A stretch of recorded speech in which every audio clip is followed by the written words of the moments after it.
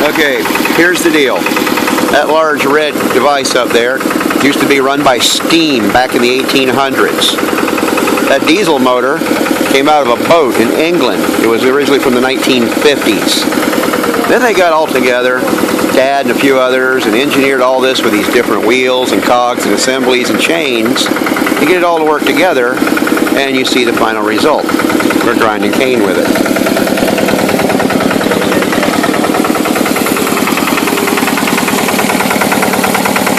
Sugar cane goes in, gets crushed, sugar cane juice comes out, and later we'll all get put in there and turned into cane syrup.